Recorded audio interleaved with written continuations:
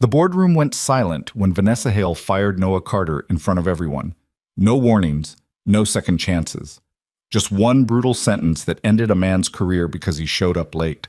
But 53 minutes later, when Vanessa's phone rang and her daughter's terrified voice came through the speaker, everything she thought she knew about that morning shattered into pieces she'd spend months trying to put back together. This is a story about the Morning One CEO.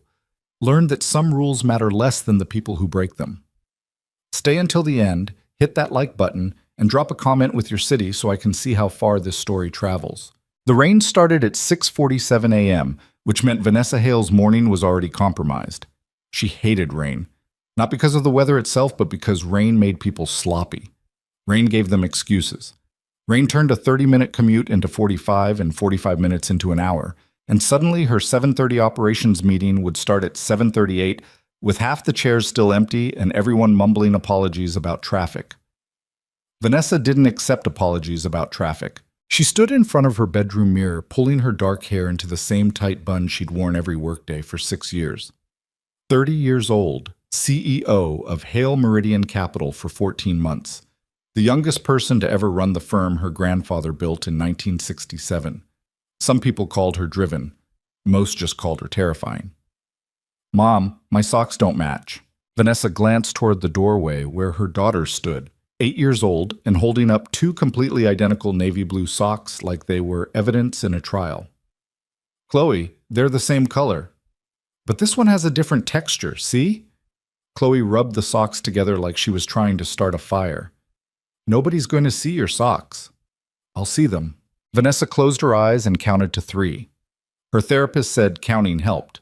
Her therapist also said Vanessa needed to create space for emotional flexibility, which was the kind of phrase people used when they meant you were wound too tight but didn't want to say it directly.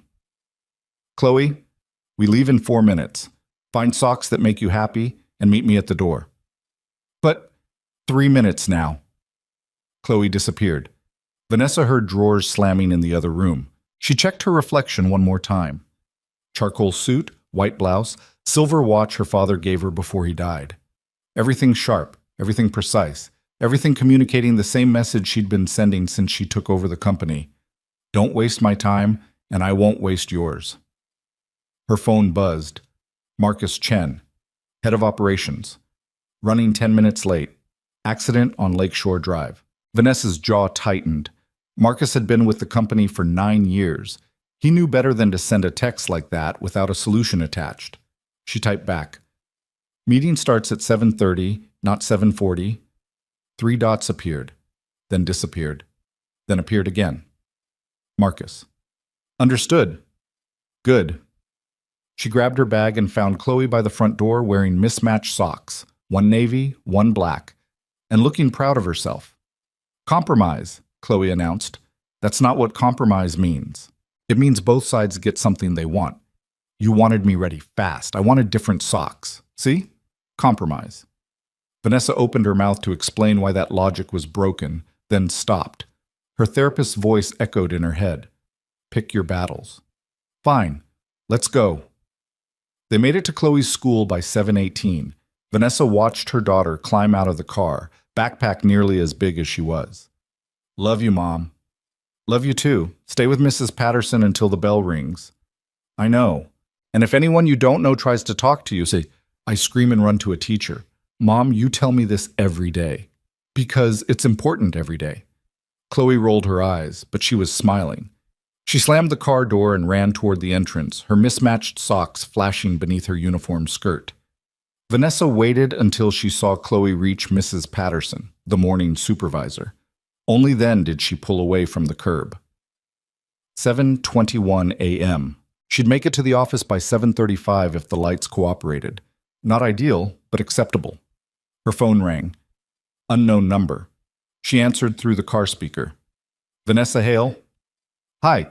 Yes, this is Jennifer from Lakeside Dental confirming your 3 p.m. cleaning today." "I canceled that appointment." "Oh, I don't see a cancellation in our—" 2 weeks ago, I called and canceled." "Let me just check with—" "I don't have time for this. Remove me from your call list." She hung up. The rain was getting heavier. Vanessa turned the wipers to full speed and watched the city blur past her windows. Chicago looked gray and formless in weather like this. All the sharp edges softened into something she didn't recognize. She hated that too.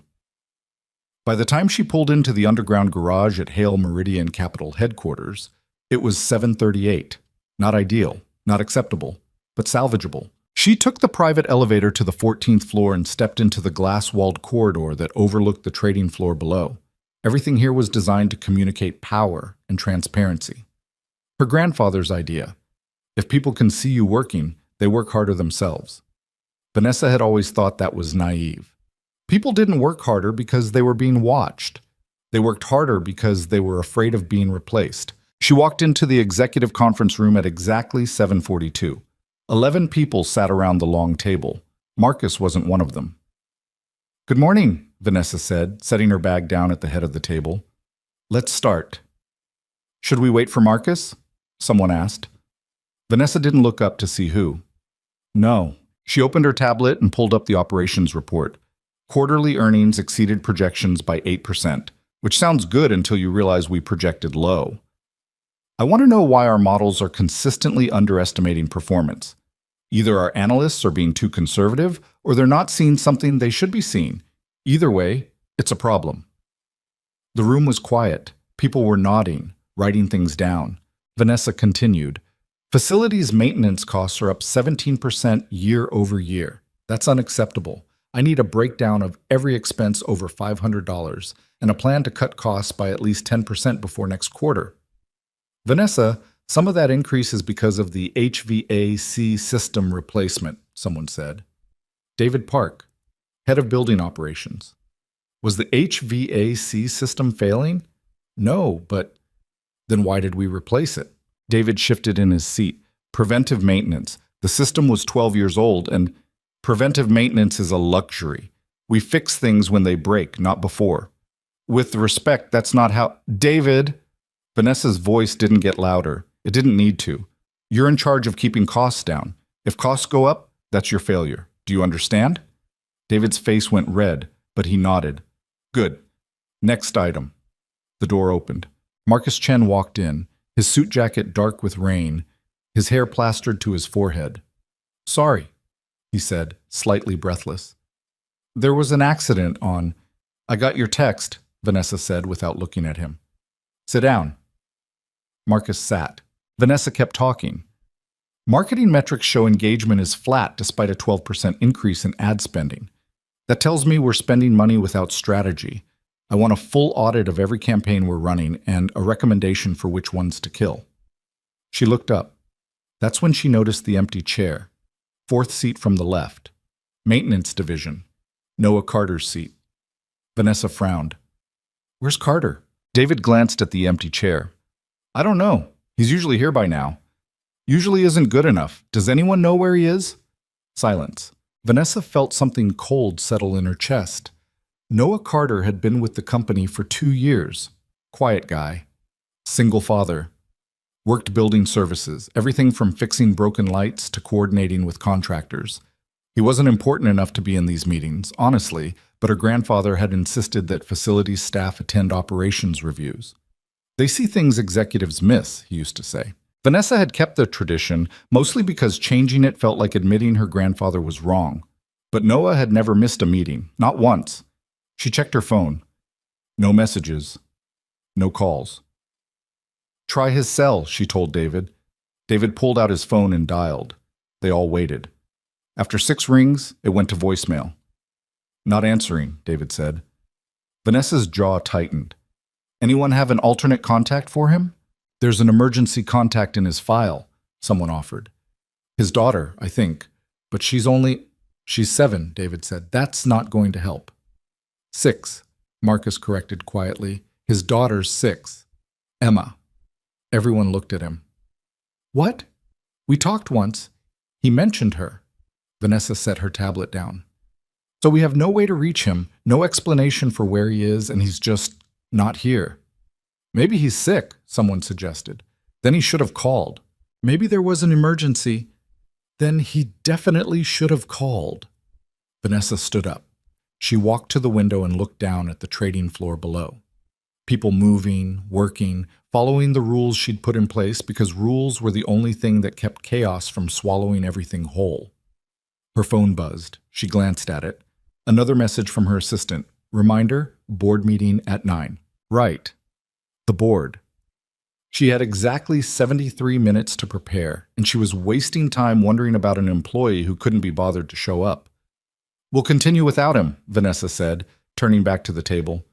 David, I want a written explanation from Carter by end of day. If he doesn't provide one, the door opened again. Noah Carter walked in.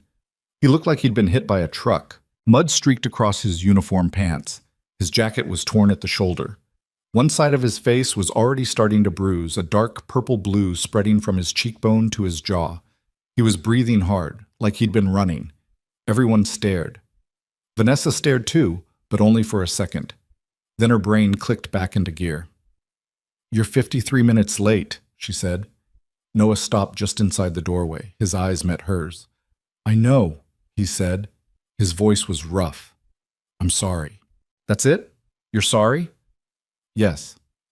Vanessa waited for the explanation, the excuse, the justification that would make this okay. But Noah just stood there, breathing hard, mud on his boots and bruises on his face.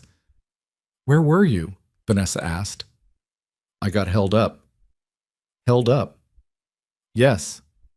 That's your explanation. Noah nodded. Vanessa felt her chest go tight. She'd seen this before. People who thought the rules didn't apply to them. People who thought showing up was optional. People who took the stability she provided and threw it back in her face because they assumed she'd always give them another chance. She wouldn't. David, Vanessa said, not taking her eyes off Noah. What's our policy on unexcused absences? David cleared his throat. Written warning for the first offense, suspension for the second, termination for the third. And what counts as an unexcused absence? Failure to appear for a scheduled shift or meeting without prior notification and a valid reason. Does showing up 53 minutes late count as failure to appear? David hesitated. Technically, he's here now. Answer the question, David.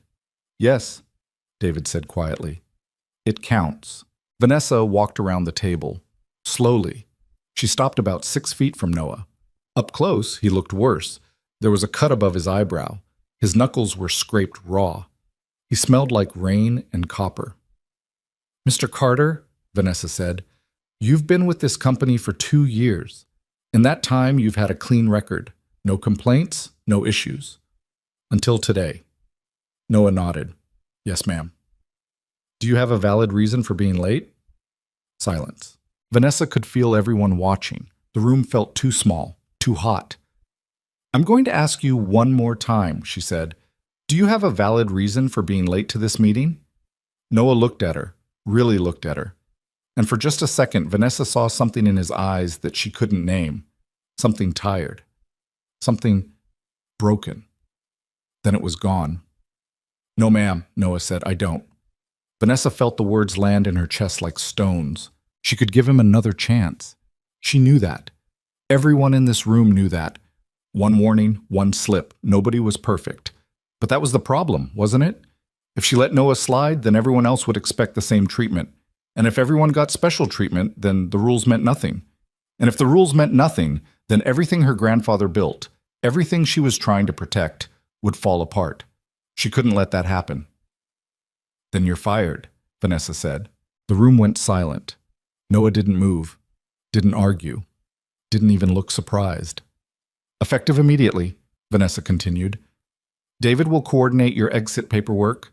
You have until end of day to clear out your locker and return any company property. Vanessa, Marcus started. Meeting's over, Vanessa said. Everyone out except David. People stood, slowly. Nobody made eye contact with Noah as they filed past him toward the door. Noah stood there for another moment. Then he nodded once, not to Vanessa, but to himself, like he'd confirmed something he already knew. Understood, he said, and then he turned and walked out. The door closed behind him. Vanessa turned to David, who looked like he'd just witnessed a car accident. Get his paperwork started, she said. I want him off the premises by 5. Vanessa, maybe we should— 5 o'clock, David. David nodded and left. Vanessa stood alone in the conference room. The rain hammered against the windows. Somewhere 14 floors below, the city kept moving, kept working, kept following the rules that held everything together. She checked her phone. 8:37 a.m. 23 minutes until the board meeting. She grabbed her tablet and her bag and walked out of the conference room without looking back at the empty chair where Noah Carter used to sit. At 9 a.m., Vanessa sat in the mahogany-paneled boardroom on the 17th floor and presented quarterly earnings to 12 executives who'd been running companies since before she was born. She was perfect, clear, confident, every slide timed to the second, every question answered before it was fully asked. When she finished, the board chair, a 72-year-old man named Robert Finch, who'd worked with her grandfather for 40 years, nodded slowly. "Impressive work, Vanessa," he said. "Your grandfather would be proud." Vanessa smiled. "Thank you." But inside, she felt nothing. The meeting ended at 10:47. Vanessa shook hands with everyone, made small talk about market trends and interest rates, and then escaped to her office on the 15th floor. Her assistant, Jennifer, was waiting with a stack of contracts that needed signatures. "Also," Jennifer said, "you got a call from Chloe's school about 20 minutes ago. They said it wasn't urgent, but asked if you could call them back when you have a chance." Vanessa frowned. "Did they say what it was about?" "No, just asked you to call. Probably something about the fall fundraiser, or another permission slip Vanessa forgot to sign. She'd call them during lunch." She spent the next hour reviewing contracts, signing documents, responding to emails that had piled up during the board meeting. At 11:34, her phone rang. Unknown number again. She almost didn't answer, but something made her pick up. Vanessa Hale. "Mommy?" Vanessa's entire body went cold. "Chloe? Baby, what's wrong?" "A man—" Chloe's voice was shaking. "A man tried to grab me." Vanessa was on her feet before she realized she'd moved. "What? When? Where are you?" "This morning, before school. But I'm okay. I'm okay now." "Where are you?" "In the principal's office. Mrs. Patterson is here." "Put her on the phone. Right now." There was shuffling. Then an older woman's voice came through the line. "Ms. Hale, this is Dorothy Patterson. I'm so sorry we didn't call sooner. What happened to my daughter?" "There was an incident this morning near the school entrance. A man approached Chloe in the alley next to the building. He tried to grab her, but someone intervened before— Is she hurt?" No, she's completely fine. Shaken up, but fine. The man who helped her stayed with her until we could get her inside safely." Vanessa's hand was shaking so hard she could barely hold the phone. "I'm coming to get her right now." "Of course. But Ms. Hale, there's something else you should know." "What?" "The man who saved her. He was injured during the altercation. We called an ambulance, but he refused treatment. He said he had to get to work. He left before we could even get his full name." Vanessa's chest felt tight. What did he look like? 30s, maybe? Dark hair? Wearing some kind of work uniform? He had a jacket on, but I think there was a company logo. What company? I didn't see it clearly, but he was very kind to Chloe. Very calm. He told her she was safe and that everything would be okay. Vanessa closed her eyes. No. "What name did he give you?" she asked. "He said his name was Noah." The phone slipped from Vanessa's hand. She stood in her office, staring at nothing, while the world tilted sideways and her brain tried to catch up with what she was hearing. Noah Carter. The man she fired an hour ago had saved her daughter's life this morning. The bruises on his face, the torn jacket, the mud on his boots. He wasn't late because he didn't care. He was late because he'd been protecting Chloe, and she'd fired him. Vanessa grabbed her phone off the floor and ran. She made it to Chloe's school in 14 minutes. Probably broke 6 traffic laws getting there. Didn't care. Chloe was sitting in the principal's office, wrapped in a blanket even though it wasn't cold. When she saw Vanessa, she started crying.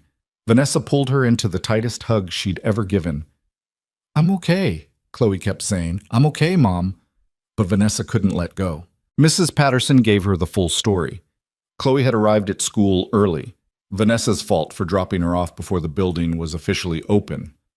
She'd been waiting in the covered area near the entrance when a man approached her. Mid-40s, wearing a dirty jacket, smelled like alcohol. He'd grabbed Chloe's arm and tried to pull her toward the alley. That's when Noah appeared. He'd been walking past on his way to work, saw what was happening, ran into the alley, and physically pulled the man off Chloe. There'd been a fight, short but violent. The man had punched Noah in the face, cracked him in the ribs. Noah fought back, kept himself between the attacker and Chloe the entire time. Eventually, the man ran. Noah stayed.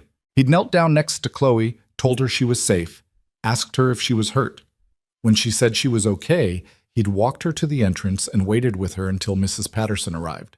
Then he'd left, didn't ask for thanks, didn't wait for praise, just left.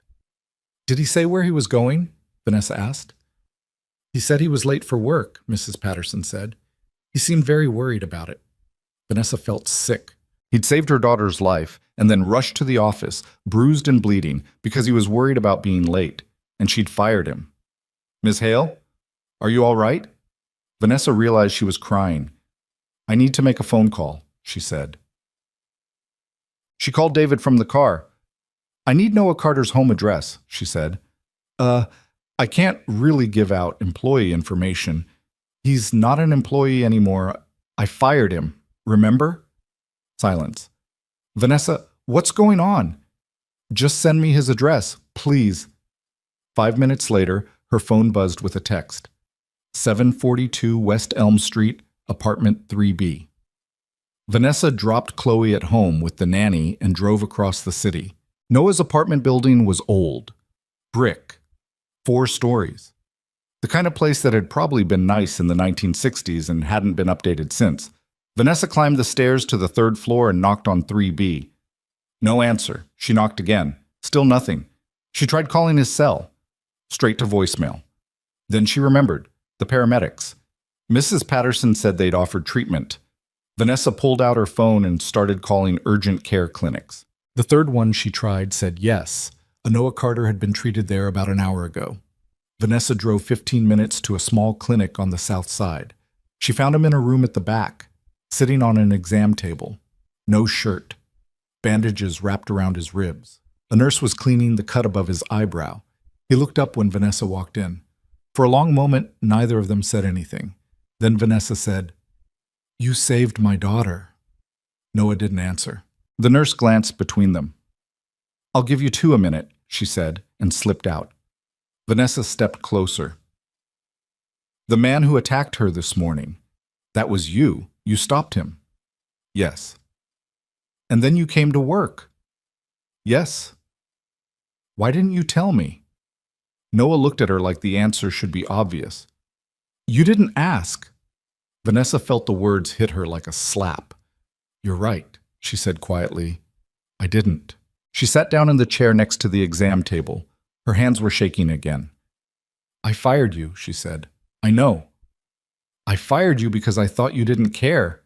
I thought you were just another person who couldn't be bothered to show up on time." Noah was quiet. "And the whole time," Vanessa continued, "you were—" Her voice broke. "You were saving my daughter's life." "I didn't know she was your daughter," Noah said. "I just saw a kid in trouble." "That makes it worse." "Why?" "Because you didn't do it for me. You didn't do it because you thought it would get you something.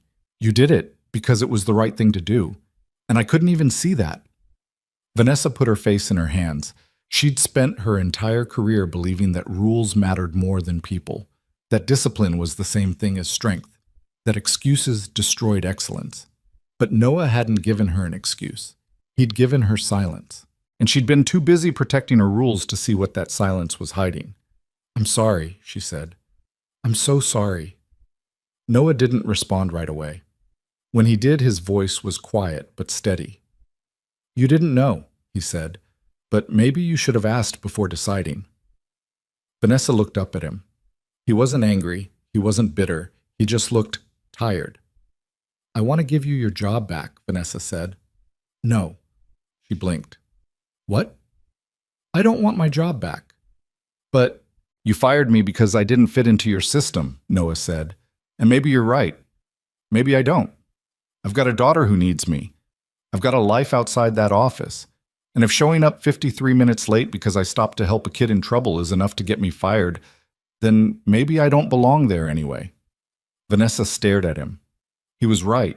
Everything he was saying was right, and it made her feel like the floor was dropping out from under her. "Then let me offer you something different," she said. Noah raised an eyebrow. "We need a head of safety operations," Vanessa said.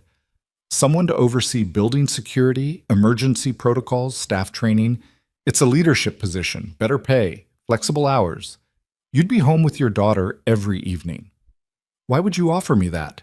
"Because you're exactly the kind of person we need. Someone who doesn't just follow rules. Someone who does the right thing even when it costs them something."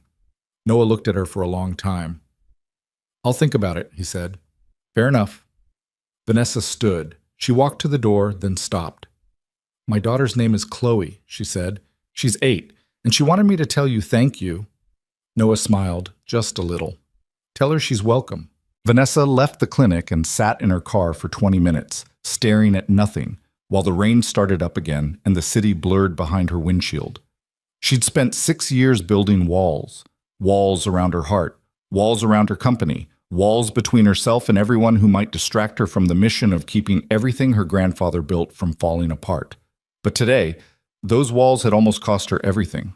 And the man who'd saved her, saved Chloe, was the same man she'd thrown away without a second thought. Vanessa drove home. When she walked in, Chloe was sitting on the couch, still wrapped in that blanket. "Is he okay?" Chloe asked. "The man who helped me?" "He's okay," Vanessa said. "His name is Noah." "Does he have kids?" "A daughter. Her name is Emma." Chloe thought about that. "She must be really nice," she said, "because her dad is nice." Vanessa sat down next to her daughter and pulled her close. "Yeah," she said quietly. "I think you're right."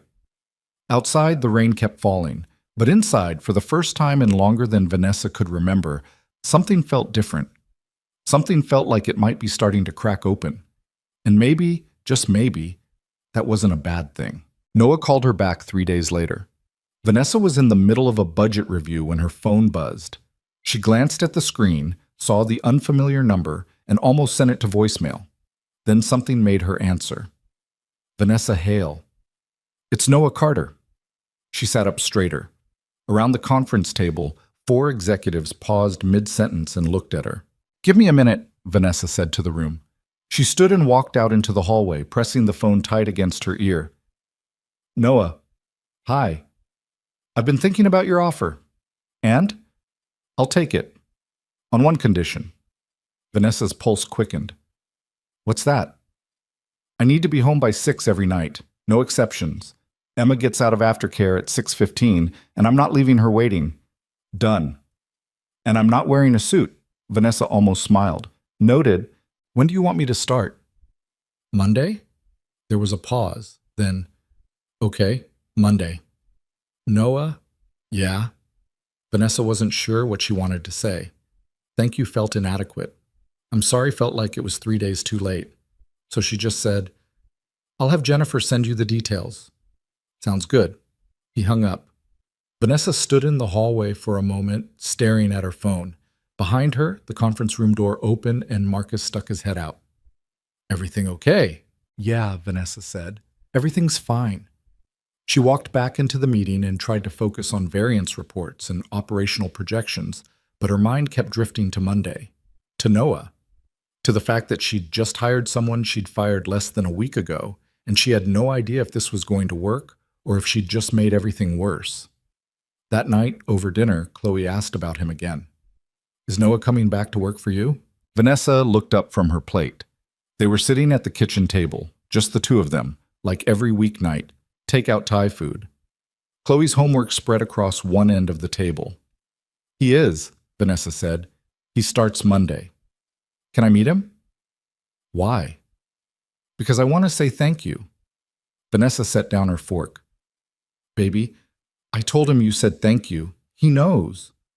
"But I want to tell him myself." Chloe's face was serious. "He got hurt because of me. I should at least say it to his face." Vanessa thought about that. Thought about the barriers she'd spent years building between her work life and her home life. Thought about how mixing the two had always felt dangerous, like letting people see too much. But then she thought about Noah sitting in that clinic, bruised and bandaged, telling her she should have asked before deciding. Maybe some barriers needed to come down. "I'll see what I can arrange," Vanessa said. Chloe grinned. "Can I meet Emma too?" "I don't know if—" "Please? You said she's my age. I bet we'd be friends." "Chloe, it's not that simple." "Why not?" "Because Noah was her employee. Because mixing personal and professional was a recipe for disaster. Because Vanessa had already crossed enough lines this week and didn't need to add playdates to the list. But she didn't say any of that."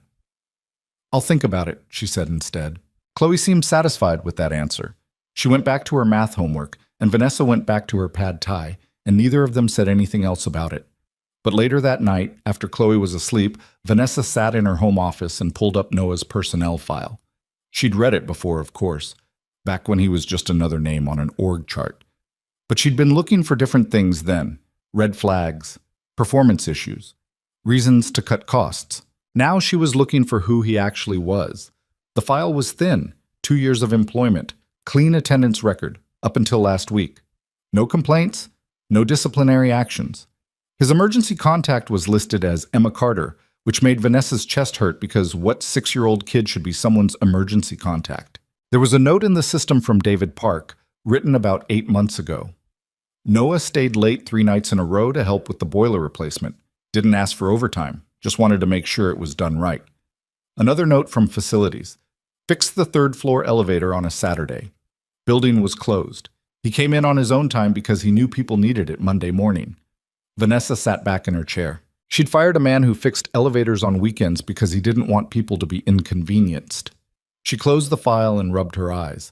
Her therapist had told her once that she needed to stop seeing people as variables in an equation, that human beings were messy and complicated and couldn't be optimized like profit margins. Vanessa had nodded and agreed and then gone right back to running her company like a machine because that was the only way she knew how to keep it from falling apart. But machines didn't save little girls in alleys. People did. She turned off her computer and went to bed, but she didn't sleep much. Monday morning came too fast. Vanessa arrived at the office at 7:30 and found Noah already waiting in the lobby. He was wearing dark pants and a gray quarter zip with the company logo on the chest. No suit, like he'd promised. "You're early," Vanessa said. Habit. They rode the elevator up to the 14th floor in silence. Vanessa kept glancing at him out of the corner of her eye. The bruises on his face had faded to a yellowish green. The cut above his eyebrow was healing. "How are the ribs?" she asked. "Better. Still sore. If you need time to, I'm fine." The elevator doors opened. Vanessa led him down the hall to a corner office that had been empty for 3 months. It was smaller than hers, but still had windows. Still had a view. "This is you," she said. Noah looked around. Desk, chair, bookshelf. Everything standard issue and impersonal. "I'll have it set up your computer this morning," Vanessa continued. "Jennifer will walk you through the operational protocols, and I'd like you to sit in on the safety audit meeting at 2. Does that work?" "Sure?" Vanessa hesitated. She had a speech prepared, something about expectations and responsibilities, and how this was a fresh start for both of them. But standing there in the empty office, the words felt hollow. "Noah," she said, "I want you to know that Oh, Vanessa." He turned to face her. "We don't have to keep doing this." "Doing what?" "The apology tour. You said you were sorry. I accepted the job. We're good. But You made a call based on the information you had. It was the wrong call, but you didn't know that. Now you do. So let's just move forward." Vanessa stared at him. She wanted to argue, wanted to explain that it wasn't that simple, that she'd let her need for control turn her into someone who couldn't see past her own rules. But Noah was already unpacking a bag he'd brought with him, setting a framed photo on the desk. A little girl with dark curls and a gap-toothed smile. "That's Emma," he said, noticing Vanessa's gaze. "She looks happy." "She is, most of the time." Noah adjusted the frame. "Her mom died when she was 2, cancer, so it's just been the 2 of us for a while now." "I'm sorry. Everyone says that. Like it's their fault." Noah sat down in the desk chair and tested the height adjustment. Sarah was sick for a long time before she died. We knew it was coming. Doesn't make it easier, but at least we got to say goodbye. Vanessa didn't know what to say to that. Her own father had died suddenly. Heart attack at 54. No warning. No goodbye. One day he was there, and the next day he wasn't. And Vanessa had spent the last 6 years trying to prove she could run his company better than he ever did. Maybe that was the same as saying goodbye. Maybe it wasn't. "My daughter wants to meet you," Vanessa said. "Chloe. She wants to say thank you in person." Noah looked up. "You don't have to do that." "I know, but she asked, and I thought maybe—" Vanessa stopped. She also asked if she could meet Emma. "Really? She thinks they'd be friends." Noah smiled, just a little. "Emma could use more friends. So could Chloe." They looked at each other for a moment. Then Noah said, "There's a park near my apartment, Oak Street Park. Emma and I go there on Saturdays. If you and Chloe wanted to stop by this weekend, we'll probably be there around 10. "Okay," Vanessa said. "We'll be there." She left him to settle in and spent the rest of the day in back-to-back meetings that she barely paid attention to. By the time 6 o'clock rolled around, she was exhausted. She was packing up her bag when someone knocked on her office door. Noah stood in the doorway, car keys in his hand. "I'm heading out," he said. Vanessa glanced at her computer. 6:02 p.m. "How was day 1?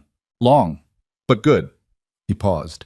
"The safety audit meeting was useful. I've got some ideas about the evacuation protocols." "I'd like to hear them." "Tomorrow?"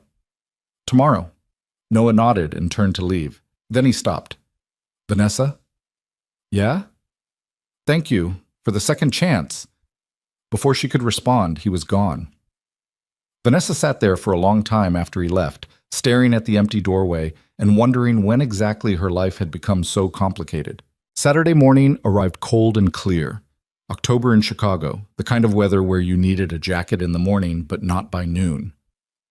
Vanessa pulled into the parking lot at Oak Street Park a few minutes after 10. Chloe was practically vibrating in the passenger seat.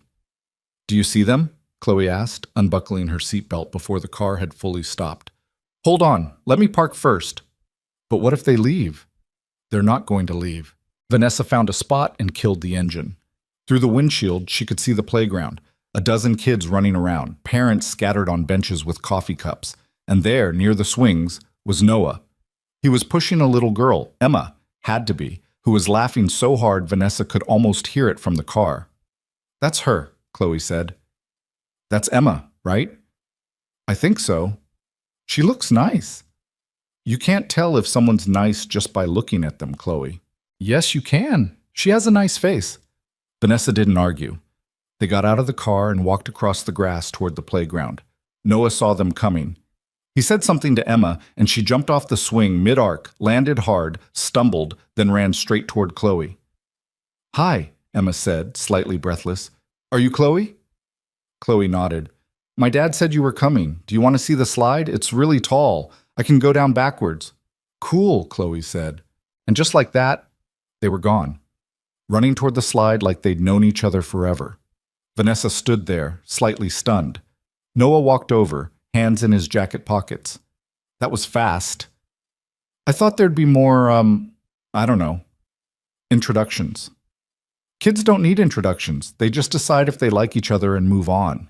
They watched the girls climb the ladder to the top of the slide. Emma went first, backwards like she'd promised. Chloe followed, right side up, but screaming the whole way down. "She's going to give me a heart attack," Vanessa muttered. Noah laughed. "Welcome to parenting." They walked over to an empty bench and sat down. The morning sun was warm on Vanessa's face. Around them, the park hummed with weekend energy. Dogs barking, kids shouting, someone's Bluetooth speaker playing music too loud.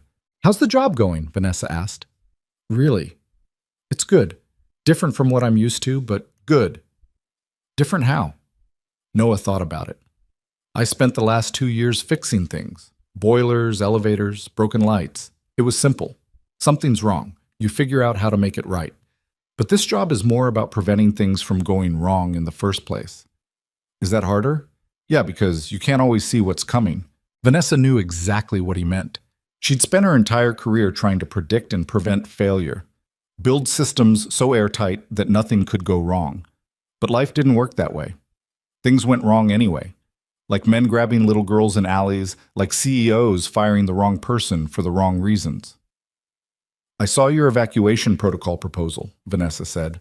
It's good. You think the board will go for it? I don't care if the board goes for it. I'm implementing it anyway. Noah smiled. That's very CEO of you. I have my moments. They sat in comfortable silence for a while.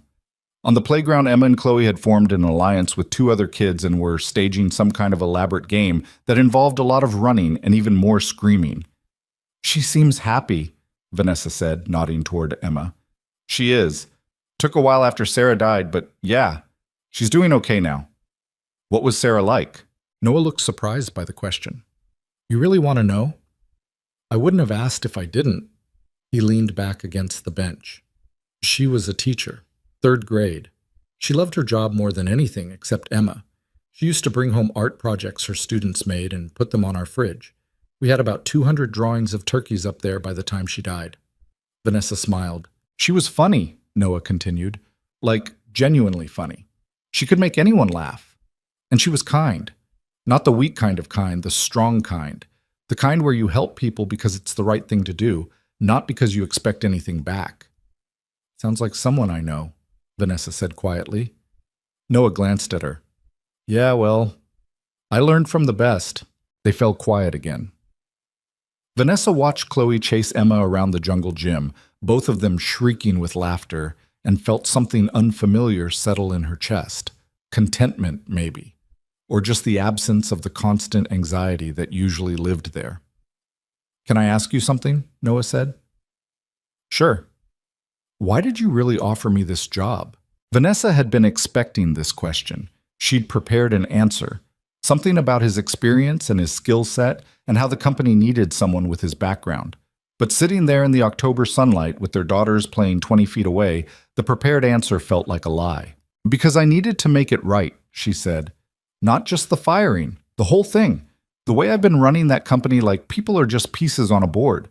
The way I stopped seeing them as human beings and started seeing them as problems to solve or assets to optimize. And you think hiring me fixes that? No, but it's a start. Noah nodded slowly. What about your grandfather? What would he think about all this? He'd probably tell me I'm overthinking it. Are you? Probably. A soccer ball rolled past their bench. A kid came running after it, grabbed it, and disappeared back into the crowd. My grandfather built Hale Meridian from nothing, Vanessa said. He was brilliant, ruthless when he needed to be. But he was also... She paused, trying to find the right word. Human. He knew everyone's name, remembered their kids' birthdays, made time for people even when he didn't have time. And I thought I could do it differently. I thought I could be just as successful without all the messy emotional stuff. Turns out I was wrong. You're being pretty hard on yourself. Am I? Vanessa looked at him. I fired you for being late when you were literally saving my daughter's life. That's not being hard on myself. That's just facts. You didn't know. I should have asked. Yeah, Noah said. You should have. The bluntness of it surprised her, but it also felt honest in a way that most conversations in her life didn't. I'm trying to be better, Vanessa said. I know, I can see it. Can you? You're here, aren't you? At a park on a Saturday morning. That doesn't seem like something the person who fired me would do. Vanessa thought about that. He was right. 2 weeks ago, she would have been at the office, working through the weekend, answering emails, building more walls between herself and anything that might make her vulnerable. But here she was, at a park, watching her daughter play. Emma talks about you sometimes, Noah said suddenly. What? She heard me on the phone with you earlier this week, asked who you were. I told her you were my boss, and she got this look on her face like she was trying to solve a puzzle. What kind of look? The kind that means she's planning something. Vanessa laughed. Should I be worried? Probably. On the playground, Emma was showing Chloe how to hang upside down from the monkey bars. Both girls were dangling by their knees, their faces red from being inverted. I should probably stop them before someone cracks their head open, Noah said, standing up. Good idea. He walked over to the playground and said something that made both girls flip right side up, laughing. Then all three of them, Noah, Emma, and Chloe climbed onto the jungle gym and started some new game that seemed to involve a lot of jumping. Vanessa sat on the bench and watched, and for the first time in longer than she could remember, she wasn't thinking about quarterly earnings or board meetings or operational efficiency. She was just thinking about how nice it was to sit in the sun and watch people be happy. They stayed at the park for another hour. When it was time to leave, Emma and Chloe hugged like they were being separated forever, instead of just until next weekend. "Can we come back next Saturday?" Chloe asked as they walked to the car. "If Noah and Emma want to." "They will. Emma already asked me." Vanessa glanced back. Noah was buckling Emma into a beat-up Honda that had seen better days. He caught her looking and raised a hand in a wave. She waved back. On the drive home, Chloe talked nonstop about Emma, about how Emma could do a cartwheel, about how Emma's favorite color was purple, about how Emma's mom was in heaven, but Emma said it was okay because her dad was the best dad in the world. Vanessa listened to all of it and felt her throat go tight. "Mom," Chloe said suddenly. "Yeah, baby? Do you think Noah is lonely?" The question caught Vanessa off guard. "Why would you ask that?" "Because Emma said it's just the two of them. Like it's just you and me." Vanessa didn't know how to answer that. She'd never thought of herself as lonely. Busy? Yes. Stressed? Definitely. But lonely? Maybe. "I don't know," she said finally. "Why don't you ask him next time?" "I can't ask him that. That's rude." "Since when do you care about being rude?" Chloe giggled. "Since always." They pulled into their driveway. Vanessa turned off the car, but didn't get out right away. "Chloe? Yeah? Do you think I'm lonely?" Chloe looked at her seriously. "Sometimes, but maybe less now." "Why less now?" "Because you're smiling more." Vanessa reached over and squeezed her daughter's hand. "Come on, let's go inside." That night, after Chloe was asleep, Vanessa sat in her home office and tried to work. She had a presentation to prepare for Monday, budget forecast to review, 100 emails that needed responses. But she kept thinking about the park, about Noah pushing Emma on the swings, about Chloe hanging upside down from the monkey bars, about how easy it had been to just sit there and exist without constantly calculating the next move. Her phone buzzed. A text from an unknown number. Unknown. "Emma wanted me to tell you that Chloe is her new best friend. Fair warning, she's already planning their wedding." Vanessa smiled and saved the number as Noah's contact. Vanessa. Chloe said the same thing, minus the wedding part. Noah. Give it time. Vanessa. Thanks for today. She had fun. Noah. So did Emma. Same time next week? Vanessa. Definitely. She set the phone down and stared at the exchange for longer than was probably normal. Then she closed her laptop, turned off the lights, and went to bed. The budget forecast could wait. The Saturdays became a routine. Not the rigid, scheduled kind of routine that Vanessa had built her entire life around, but something looser, more organic, the kind of thing that just happened because both of them kept showing up. By the third week, they didn't even bother texting to confirm. They just met at the park at 10, let the girls run wild, and talked about nothing important while sitting on that same bench. Except the conversations were starting to feel important. "Emma asked me if you were my girlfriend," Noah said one Saturday in early November. Vanessa had been watching Chloe try to teach Emma how to do a handstand. She turned to look at him. "What did you tell her?" "That you're my boss." "And what did she say?" "She said bosses don't come to parks." Noah smiled. Then she asked if that meant we were friends. "What did you say to that?" "I said I didn't know." "Are we?" Vanessa thought about it. Friends felt like too small a word for whatever this was. They'd crossed too many boundaries, shared too many pieces of themselves, but she didn't have a better word for it. "Yeah," she said, "I think we are." "Good. Because Emma really likes Chloe and I didn't want to have to tell her we couldn't come anymore." "You wouldn't have to tell her that." "No?" "No. Even if we weren't friends, the girls are. That's separate." Noah looked at her. "Is it?" Before Vanessa could answer, Chloe came running over, grass stains on her knees and leaves in her hair. "Mom, can Emma come over to our house next week? Please? We want to build a fort." Vanessa hesitated. Having Noah at the park was one thing. Having him and Emma in her home felt like a different level of exposure. We'll see, she said. That means no, Chloe said. It means we'll see. But Emma's dad said it was okay if you said yes. Vanessa looked at Noah. Did he now? Noah held up his hands. I said I'd have to check with you first. Emma's memory is selective. Please, Mom, we'll be good. We'll stay in my room. You won't even know we're there. That was definitely a lie, but Vanessa found herself nodding anyway. Okay, next Saturday, but you have to clean your room first. Chloe squealed and ran back to tell Emma. You didn't have to say yes, Noah said. I know, but she's right. It's time. Time for what? Vanessa wasn't sure how to explain it. Time to stop keeping everything in separate boxes. Time to let her worlds collide. Time to see what happened when she stopped controlling every variable. Just time, she said. The following Saturday, Noah and Emma showed up at Vanessa's house at 10:30 with a bag full of blankets and what looked like every pillow Emma owned. For the fort, Emma explained, dragging the bag through the front door. Chloe grabbed the other end and the two of them disappeared upstairs, leaving Vanessa and Noah standing in the entryway.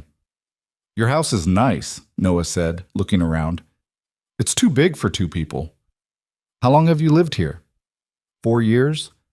I bought it right after my father died. Thought I needed the space. Vanessa closed the door. Turns out I just needed something to do with the insurance money. Noah followed her into the kitchen. It was one of those open concept spaces that looked like it belonged in a magazine.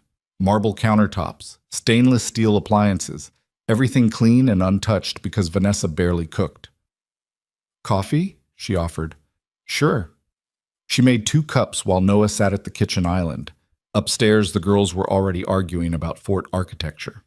Should we check on them? Noah asked. Give them 5 minutes. They'll figure it out. She handed him a mug and sat down across from him. The kitchen suddenly felt very quiet, very intimate. At the park, there were always distractions. Other people, background noise. But here it was just the two of them and the hum of the refrigerator. Can I ask you something? Noah said. You've been asking me things for weeks. Why stop now? When you fired me, were you scared? The question caught her off guard. Scared of what? That you'd made the wrong call, even before you knew about Chloe. Did any part of you think maybe you were being too harsh? Vanessa wrapped her hands around her coffee mug. The ceramic was warm against her palms. No, she said honestly. I wasn't scared. I was sure. That's worse, isn't it? I don't know. Is it? I've spent my whole life being sure about things. My father used to say that doubt was just fear wearing a mask, so I learned not to doubt. I learned to make decisions and stick with them no matter what. Even when you're wrong? Especially when I'm wrong, because admitting you're wrong means admitting you don't have control. And if I don't have control, she stopped. I don't know how to finish that sentence. Then everything falls apart? Maybe. Noah took a sip of his coffee. You know what Emma asked me last week? What? She asked if her mom would be proud of me, for raising her alone, for doing my best. He set the mug down. I told her I didn't know, because honestly, I don't. Sarah was the one who had everything figured out. I'm just making it up as I go. You're doing a good job. Am I? Half the time I feel like I'm drowning. Emma needs things I don't know how to give her. Stability, routine, a mother. She has you, that's enough. Is it? Upstairs, something crashed. Both of them looked at the ceiling. Should we? Vanessa started. We're okay. Chloe's voice carried down the stairs. The fort just fell. We're rebuilding, Emma added. Noah smiled. See, they've got it figured out. They sat there for a while, drinking coffee and listening to the sounds of construction overhead. It was comfortable in a way that Vanessa wasn't used to. She'd spent so many years making sure every silence was filled with productivity, with purpose. But this silence didn't need to be filled with anything. I have a confession, Vanessa said. Yeah? I looked into your background before I hired you for the safety position. That's not a confession. That's just good HR practice. No, I mean, really looked into it. I found articles about your time in the Army, about the medal you got. Noah's expression changed. Not angry, but closed off. That was a long time ago. Silver Star for Valor. That's not nothing. It's also not something I talk about. Why not? Because it doesn't matter anymore. That was a different version of me, different life. Vanessa wanted to push, wanted to know more, but she recognized the wall going up and decided to respect it. Okay, she said. But for what it's worth, I think it does matter. I think everything you've been shapes who you are now. Is that why you're so hard on yourself? Because of who you used to be? Maybe. Or maybe I'm hard on myself because I keep making the same mistakes over and over and expecting different results. That's the definition of insanity. Yeah, well, my therapist would agree with you. Noah raised an eyebrow. You have a therapist? Don't sound so surprised. I'm not. I just didn't peg you for the therapy type. What type is that? The type who admits they need help. Vanessa laughed. It came out bitter. I started going after my father died. Court-ordered, actually. Part of the custody agreement with Chloe's dad. You were married? For 3 years. Biggest mistake of my life. She drained the rest of her coffee. He was a lawyer, very charming, very good at making me think I needed him. Then my father died and I took over the company and suddenly I was too busy, too cold, too focused on work. His words, not mine. What happened? He filed for divorce and tried to get full custody of Chloe. Said I was an unfit mother. Said I cared more about the company than my own daughter. Vanessa's voice went flat. The judge disagreed, but part of the settlement was that I had to do 6 months of therapy to prove I was psychologically stable. That's harsh. It was also true. I was a mess, still am, probably, but at least now I'm a mess with coping mechanisms. Upstairs, the girls had started singing something off-key and very loud. They sound happy, Noah said. They do. You know what I can't figure out? What? How someone as put together as you ended up with someone who tried to take your kid away. Vanessa looked at him. You think I'm put together? From the outside, yeah. The outside is a carefully constructed lie. So what's the inside? She thought about that, really thought about it. Scared, tired, trying really hard not to screw up my daughter's life the way I've screwed up everything else. You haven't screwed up everything. Haven't I? I fired you for saving Chloe's life. I run my company like a dictator. I can't maintain a relationship that lasts longer than 3 years. I'm 30 years old and I feel like I'm 60. Noah stood up and walked around the island. For a second, Vanessa thought he was going to leave. Going to grab Emma and get out of this house because who wanted to be around someone who dumped their entire emotional baggage on them over coffee? But instead, he sat down on the stool next to her. You want to know what I see when I look at you? He said. Probably not. I see someone who's trying, someone who recognized they made a mistake and actually did something about it. Do you know how rare that is? Most people just double down, insist they were right all along. But you didn't. You tracked me down. You apologized. You offered me a better job than the one you took away. That's not someone who screwed everything up. That's someone who's learning. Vanessa felt her throat go tight. You're being too nice. I'm being honest. Same thing sometimes. They sat there, close enough that Vanessa could smell his soap. Something clean and simple. Not the expensive cologne her ex-husband used to wear. Just soap. I should check on the girls, she said, not moving. Probably. Neither of them moved. Then Emma's voice cut through the moment. Dad, Chloe's mom, come see what we built. Vanessa stood up fast enough that she almost knocked over her coffee mug. Noah caught it before it tipped. Crisis averted, he said. Story of my life. They went upstairs and found that the girls had constructed an elaborate fort using every piece of furniture in Chloe's room. Blankets draped over the bed and desk, pillows forming walls, string lights somehow involved. It's a castle, Emma announced, and we're princesses. What kind of princesses? Noah asked. The kind who rescue themselves, Chloe said. Vanessa felt something crack open in her chest. Where'd you learn that? You. You said once that I didn't need anyone to save me, that I could save myself. I did say that, didn't I? Yeah, and you were right. Noah glanced at Vanessa. Something passed between them. Understanding, maybe, or recognition. Can we have lunch in the fort? Emma asked. What do princesses eat? Vanessa asked. Pizza! Both girls shouted. So Vanessa ordered pizza, and they ate it sitting on Chloe's bedroom floor while the girls narrated an elaborate story about their castle being under siege by dragons, who turned out to just be misunderstood. The dragons just wanted friends, Emma explained through a mouthful of pepperoni. So the princesses invited them to tea, Chloe continued, and everyone lived happily ever after. Sounds like a good ending, Noah said. It's the only ending, Emma said seriously, because fighting is boring. Being friends is better. After lunch, the girls went back to playing in the fort, and Vanessa and Noah migrated to the living room. She's wise for 6, Vanessa said, settling onto the couch. She gets it from her mom. Sarah always said that most problems could be solved if people just talked to each other instead of assuming the worst. Sounds like someone I should have met. You would have liked her. She would have liked you too. She had a thing for intense people. Vanessa smiled. Is that what I am? Intense? Among other things. What other things? Noah looked at her. Are you fishing for compliments? Maybe. You're smart, driven, a little scary, good at pretending you don't care when you actually care too much. How am I doing? Scary? In a good way. There's a good way to be scary? Sure.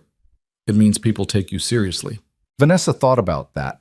She'd spent so long using fear as a tool, making sure people were too intimidated to question her, too nervous to push back.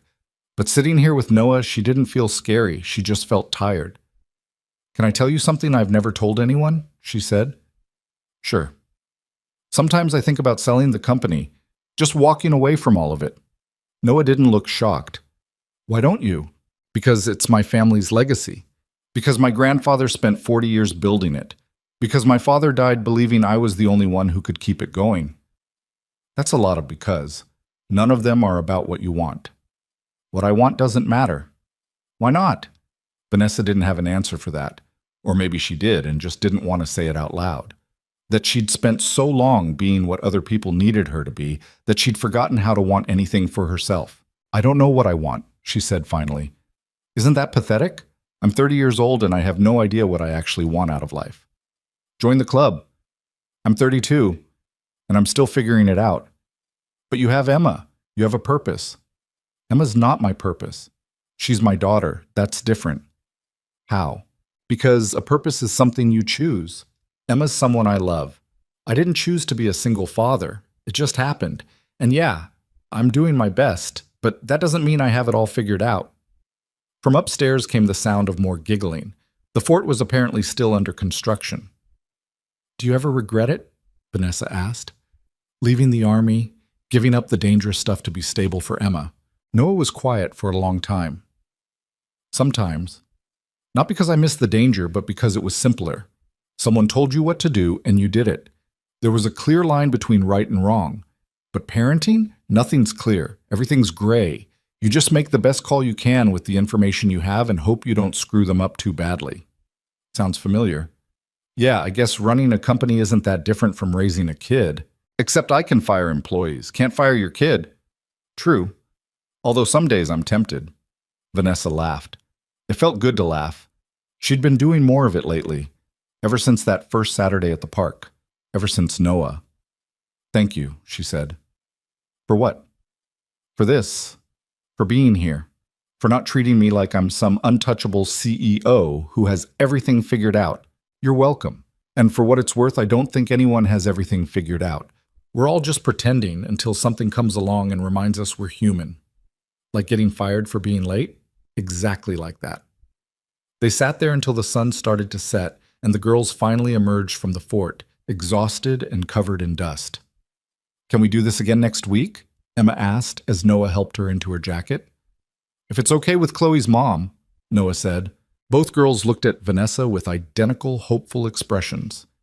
Yeah, Vanessa said. We can do this again. After they left, Vanessa helped Chloe clean up the fort wreckage. They worked in silence for a while, folding blankets and returning furniture to its proper place. Mom? Chloe said eventually. Yeah? Do you like Noah? Vanessa stopped mid-fold. What kind of question is that? The kind where I want to know the answer. He's my employee. That's not what I asked. Vanessa sat down on the bed. Come here. Chloe climbed up next to her. Yes, Vanessa said. I like Noah. He's a good person, a good father, a good friend. Just a friend? What else would he be? Chloe shrugged. I don't know. Emma said her dad smiles more when he talks about you, and you smile more when you talk about him. Emma said that? Well, not exactly, but that's what she meant. Vanessa pulled Chloe close. It's complicated, baby. Why? Because grown-up relationships are always complicated. That's a dumb reason. Probably, but it's the truth. Chloe was quiet for a moment, then, I think you should date him. Oh, you do? Yeah, because you're both lonely and you both have kids and you both like coffee. That's like 3 whole things in common. That's not how dating works. How does it work then? Vanessa realized she had no idea how to answer that question. She hadn't dated anyone since the divorce. Hadn't wanted to. Hadn't had time. Or maybe she'd just been too scared. I'll figure it out, she said. Good. Because Emma and I already planned your wedding. You what? Just kidding, but we did talk about it. Vanessa groaned. You two are dangerous together. I know, Chloe said, grinning. It's great. That night after Chloe was asleep, Vanessa sat in her home office and stared at her phone. She typed out a message to Noah 3 different times and deleted it 3 different times. Finally, she just wrote, "Thanks for today." The girls had fun. His response came back almost immediately. So did I. Vanessa stared at those 3 words for a long time. Then she wrote back, "Same." And before she could overthink it, she added, "Same time next week?" Wouldn't miss it. She set the phone down and leaned back in her chair. Outside her window, Chicago stretched out in all directions. Millions of people living their lives, making their choices, figuring things out as they went. And for the first time in years, Vanessa felt like maybe she was one of them. Not a CEO, not a single mother, not someone carrying the weight of a legacy she didn't choose, just a person, trying to be better, trying to connect, trying to figure out what came next. She turned off the lights and went to bed. And for once, she slept through the night without waking up at 3 a.m. to check her email. Progress, she thought. Small, imperfect, but progress nonetheless. The thing about patterns was that they became predictable. And the thing about Vanessa was that she'd spent her entire life avoiding predictability, because predictability meant vulnerability. But by mid-November, she and Noah had fallen into a pattern anyway. Saturdays at the park. Sunday evening, she'd get a text from him with some observation Emma had made about the world. Weekdays at the office where they'd pass each other in hallways and pretend their relationship was purely professional, even though everyone could see it wasn't. Marcus cornered her about it on a Wednesday afternoon. "So," he said, leaning against her office doorframe, "you and Noah." Vanessa didn't look up from her computer. "Me and Noah what? Come on, the whole building is talking about it." "There's nothing to talk about. You're spending every Saturday with him. With his daughter and my daughter. It's a play date." "Right, and the coffee runs, the lunch meetings that aren't about safety protocols?" Vanessa finally looked up. "Are you my HR department now?" "I'm your friend. Or at least I used to be before you became CEO and stopped having friends." That stung because it was true. When Vanessa took over the company, she'd systematically cut ties with anyone who might compromise her authority. Marcus had survived because he was good at his job and smart enough not to push. Until now, apparently. "We're not dating," Vanessa said. "Did I say you were?" "You implied it." "I implied that you might want to be. There's a difference." Vanessa closed her laptop. "Why does everyone suddenly care about my personal life?" "Because you finally have one. It's unsettling. We're used to you being married to the company." "I am married to the company." "Yeah, and how's that working out for you?" Before Vanessa could answer, her phone buzzed. A text from Noah. "Emma's school play is tomorrow night. She's playing a tree. Want to come?" Vanessa stared at the message. Marcus peered over her shoulder. "Is that him? Get out of my office." "That's definitely him. What's he saying?" Marcus. Fine, but for what it's worth, I think you should go." "To a school play where a 6-year-old pretends to be a tree?" "Yes, because that's what people who care about each other do. They show up for the boring stuff." After Marcus left, Vanessa sat there looking at Noah's text. She should say no. She had a dinner meeting with a potential investor tomorrow night. Important, revenue generating, the kind of thing a CEO couldn't reschedule for a first-grade play. She typed, "What time?" 7 p.m. Fair warning, it's probably going to be terrible. I'll be there. She immediately opened her calendar and moved the investor dinner to lunch. Her assistant was going to have a fit, but that was a problem for later. The next evening, Vanessa found herself sitting in a poorly ventilated elementary school cafeteria that had been converted into a theater. Folding chairs packed too tight, kids running everywhere, parents with cameras. She spotted Noah in the third row and made her way over. "You came," he said, looking genuinely surprised. "I said I would." "I know, but I thought you might—" He stopped. "Never mind. I'm glad you're here." Chloe appeared from nowhere and threw herself into the empty seat next to Vanessa. "Mom, you came too." "Too?" "Emma invited us both. She said her dad was inviting you and I should come to support her." "How did you get here?" "Mrs. Patterson's mom drove me. She's picking me up after." Vanessa looked at Noah. "Did you plan this?" "Emma planned it. I just went along with it." The lights dimmed before Vanessa could respond. The play started with a narration about forests and seasons, and why trees were important to the ecosystem. Then the kids shuffled onto the stage wearing costumes made from cardboard and paint. Emma was indeed a tree. She stood completely still in the back row, arms stretched out like branches, wearing a brown shirt and green construction paper leaves. "She's taking this very seriously," Vanessa whispered. "She's been practicing her tree stance for 2 weeks," Noah whispered back. "I had to explain that trees don't actually move." "What did she say?" "That I was wrong, and trees dance in the wind." Vanessa smiled. On stage, Emma was swaying slightly, making her leaves rustle. The play lasted 35 minutes. It was objectively terrible. Kids forgot their lines. Someone's costume fell apart mid-scene. The kid playing the son kept turning around to wave at his parents. But Emma never broke character. She stood there being a tree with such commitment that Vanessa felt something twist in her chest. When it ended, the audience applauded.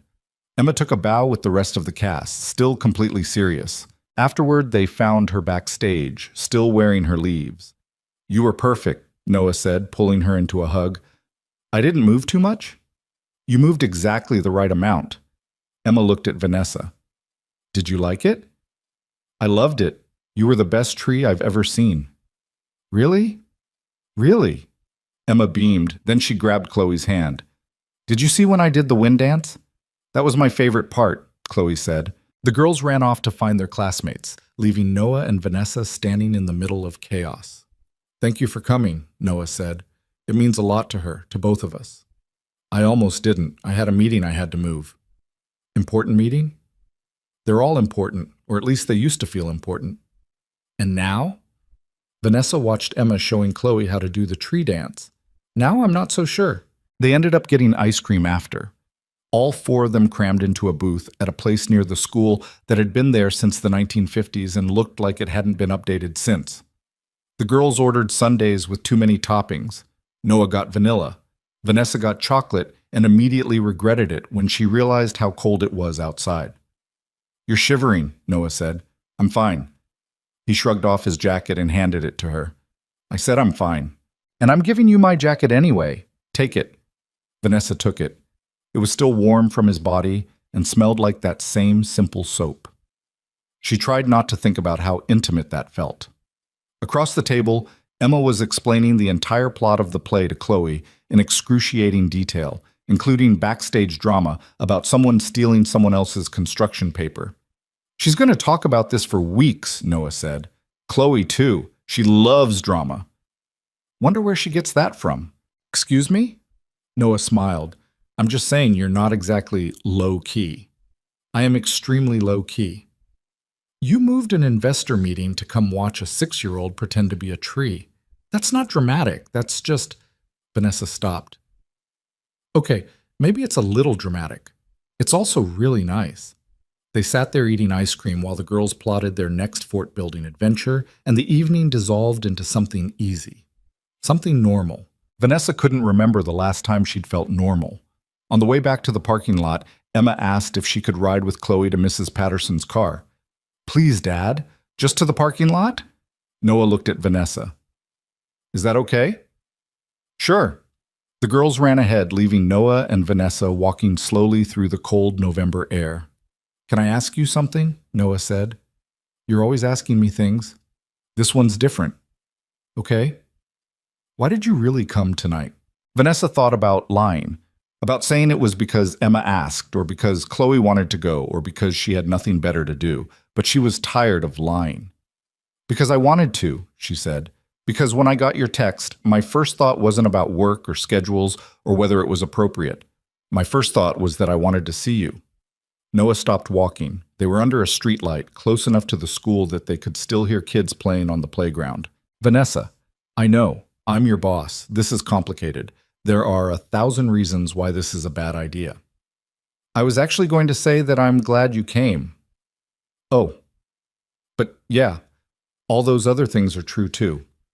They stood there looking at each other. Vanessa could see her breath in the cold air, could see the way Noah's eyes caught the streetlight. "This is a bad idea," she said again. "Probably. We should keep things professional." "We should." Neither of them moved. Then Chloe's voice cut through the moment.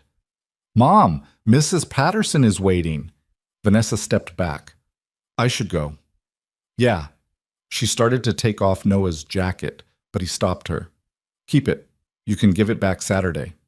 "Saturday, right." She walked to Mrs. Patterson's car and helped Chloe buckle in. When she turned around, Noah was still standing under the streetlight, watching her. She lifted her hand in a wave. He waved back. Then she got in her own car and sat there for a long moment before starting the engine, trying to figure out what the hell she was doing. The next morning, Vanessa was early to the office. She liked getting there before everyone else, liked the quiet, the sense of control that came from being the first one in and the last one out. She was halfway through her first coffee when someone knocked on her door. David Park stood there looking uncomfortable.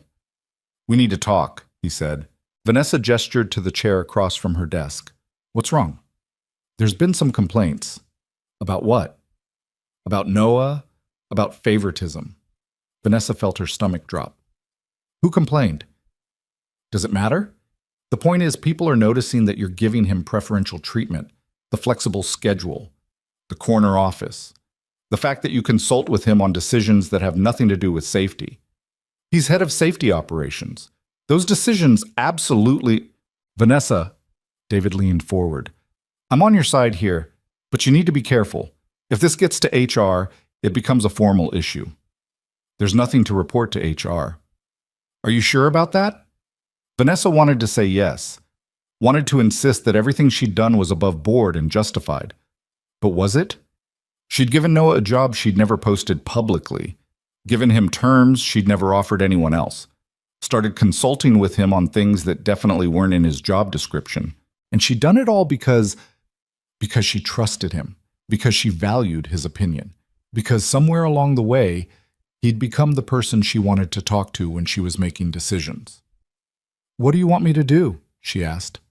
"I want you to be smart. If there's nothing going on, then start treating him like any other employee.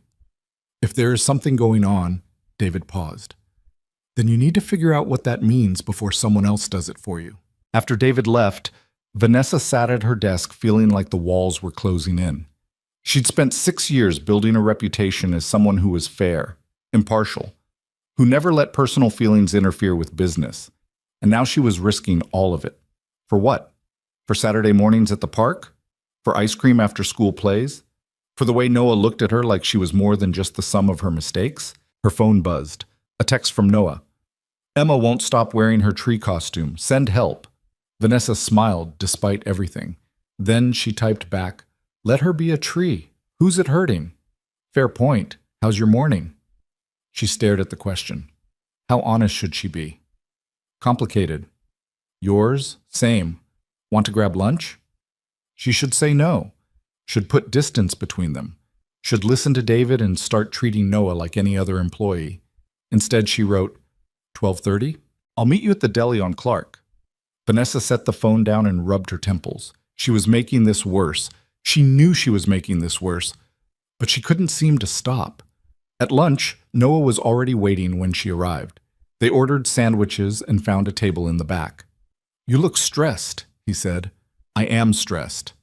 "Work stuff?" Work stuff that's bleeding into personal stuff that's bleeding back into work stuff. That's specific. Vanessa took a bite of her sandwich to buy herself time. Then she said, "People are noticing that we're close, that I'm treating you differently." Noah set down his sandwich. "Okay. That's it? Just okay? What do you want me to say?" "I don't know. Maybe that you're worried that this could be a problem?" "Are you asking if I'm worried about my job or worried about you?" "Both, either." Noah thought about it. "I'm not worried about my job. You hired me to do work, and I'm doing it. If people have a problem with that, that's their problem." "It's not that simple, isn't it?"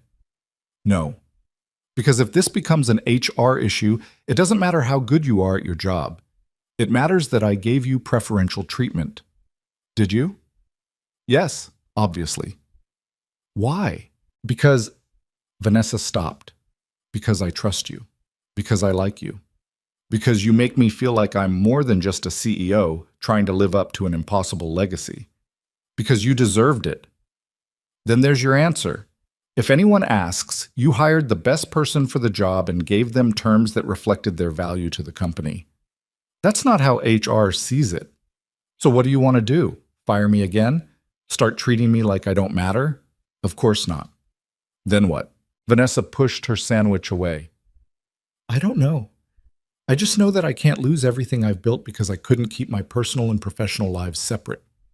Noah was quiet for a long moment. When he spoke, his voice was careful. "Are we talking about your reputation or about us?" "There is no us." "Okay." "I'm serious, Noah. There can't be an us. I'm your boss. You report to me. Anything beyond that is complicated." "Yeah, you've said that." "So you understand." "I understand that you're scared. What I don't understand is why you're letting that fear make your decisions for you." Vanessa felt anger flash through her. "You don't know what you're talking about." "Don't I? You've spent this whole lunch telling me why we can't have something that we're already having. We're friends, Vanessa. Maybe more than friends. And yeah, it's messy and complicated and there's no HR manual for it, but that doesn't make it wrong." "It does if it costs me my company." "Is the company really what you're worried about? Or is it that you're worried about letting someone in and having it fall apart like it did with your ex?" Vanessa stood up. "I need to get back to the office." "Vanessa, thank you for lunch." She walked out before he could say anything else. The rest of the day was a blur of meetings and emails and calls that Vanessa handled on autopilot. By the time she got home, she was exhausted. Chloe was at the kitchen table doing homework. "How was school?" Vanessa asked. "Fine. How was work?" "Fine." They both knew they were lying. Later, after dinner, Chloe came into Vanessa's office where she was pretending to review contracts. "Are you mad at Noah?" Chloe asked. Vanessa looked up. "Why would you think that?" "Because you have your mad face. And you only get your mad face when something's wrong. I'm not mad. I'm just thinking." "About Noah?" "About work." "Work that involves Noah?" Vanessa closed her laptop. "Come here." Chloe climbed into her lap, even though she was getting too big for it. "What if I told you that sometimes grown-ups have to make hard choices?" Vanessa said. "Choices where there's no good answer." "Like what?" "Like choosing between something you want and something you need." "Can't you have both?" "Not always." Chloe thought about that. "Is this about Noah being your friend?" "Sort of. Emma's worried that you're not going to want to be friends anymore. She told me at school." Vanessa's chest hurt. "Why would she think that?" "Because her dad was sad this morning, and Emma said the only time he's sad is when something's wrong." "I don't want to hurt Emma, or Noah, or you." "Then don't." "It's not that simple, baby." "Why not?" "Because the world was complicated and messy and full of rules that didn't make sense but still mattered. Because Vanessa had spent her entire life learning how to protect herself and didn't know how to stop. Because letting someone in meant risking everything, and she wasn't sure she was brave enough for that. But she didn't say any of that. "I'm going to figure it out," she said instead. "Promise?" "Promise." That night, Vanessa lay in bed staring at the ceiling and thinking about what Noah had said. About fear making her decisions. About already having something whether she admitted it or not. About letting people in. Her phone was on the nightstand. She picked it up and opened her messages. The last text from Noah was from this morning, the one about Emma and the tree costume. She started typing a dozen different messages and deleted them all. Finally, she just wrote, "I'm sorry about lunch. Can we talk?" The response came back almost immediately. "Tomorrow? After work? Your place or mine?" "Yours. Emma has a sleepover." "Okay. See you at 7. Vanessa set the phone down and closed her eyes. She had no idea what she was going to say tomorrow. No idea how to fix the mess she'd made. But for once, she was going to stop hiding behind rules and policies and fears. She was going to show up and tell the truth, whatever that truth turned out to be. The next evening, Noah arrived at exactly 7. Vanessa had sent Chloe to a friend's house for a few hours, wanting privacy for whatever conversation they were about to have. She let him in and they stood in the entryway, suddenly awkward in a way they hadn't been in weeks. "Coffee?" Vanessa offered. "Sure." They went to the kitchen.